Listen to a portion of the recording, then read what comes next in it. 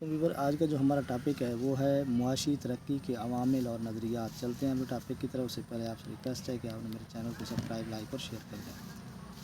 کسی ملک کی ترقی کا دار و مدار مختلف عوامل پر ہوتا ہے۔ جس ملک میں یہ عوامل جتنے زیادہ مؤثر ہوتے ہیں وہاں پر معاشی ترقی کا عمل اتنا ہی جلدی شروع ہو جاتا ہے۔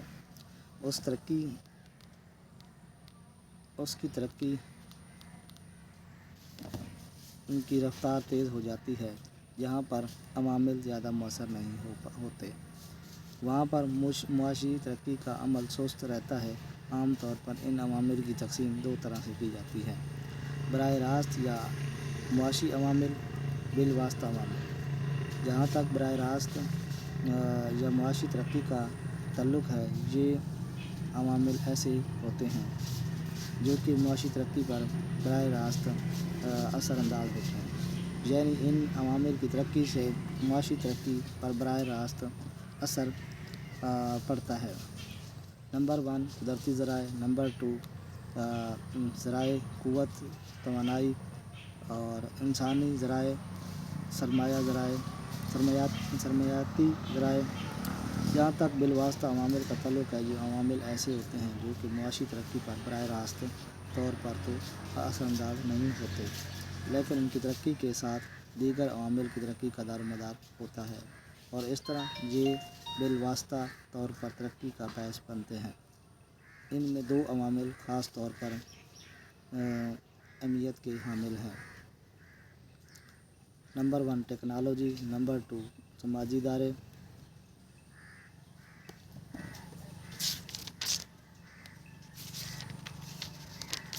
آگے چلتے ہیں۔ براہ راست عوامل۔ قدرتی ذرائع۔ جہاں تک قدرتی ذرائع کا تعلق ہے، ان کا مفہوم کافی وسیع اور قدرتی ذرائع سے مراد وہ تمام موجود جو زمین کے نیچے معدنیات کی شکل میں موجود ہوتا ہے یا زمین کے اوپر جنگلات، نباتات اور حیوانات کی شکل میں ہوتا ہے، یا پھر پورا ہوائی میں یا سمندروں میں جو کچھ موجود ہوتا ہے وہ سب قدرتی ذرائع کے زمرے میں آتا ہے۔ ایک معیشت دان نے قدرتی ذرائع کی تعریف اس طرح کی ہے: natural resources comprise the natural environment on the surface of the earth below is crust in the air and the ocean, so whatever is available on the earth comes under is category in the form of minerals, forest, fisheries۔ جہاں تک قدرتی ذرائع کا تعلق ہے، قدرت نے ہر ملک کو یہ ذرائع محدود مقدار میں مہیا کیے ہیں۔ جن ممالک نے ان ذرائع کا بہتر استعمال کیا ہے وہ ترقی یافتہ ممالک کہلانے لگے ہیں، لیکن جو ممالک کسی نہ کسی وجہ سے ان کا صحیح استعمال نہیں کر سکے وہ پسماندہ رہ گئے ہیں۔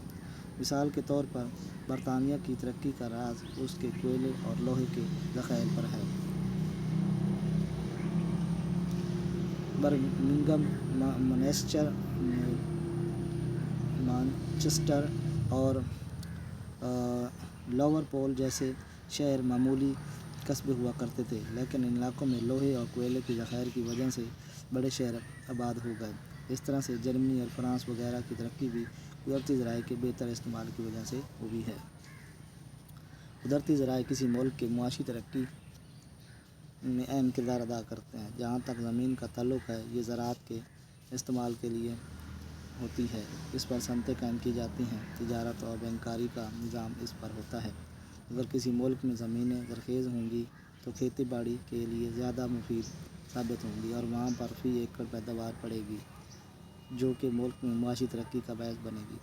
اس کے برعکس اگر کسی ملک میں زمینیں بنجر، غیر آباد اور کم زرخیز ہوں گی اور وہ کاشتکاری کے قابل نہیں ہوں گی تو اس سے ملک کی معیشت پر اثر نہیں پڑے گا۔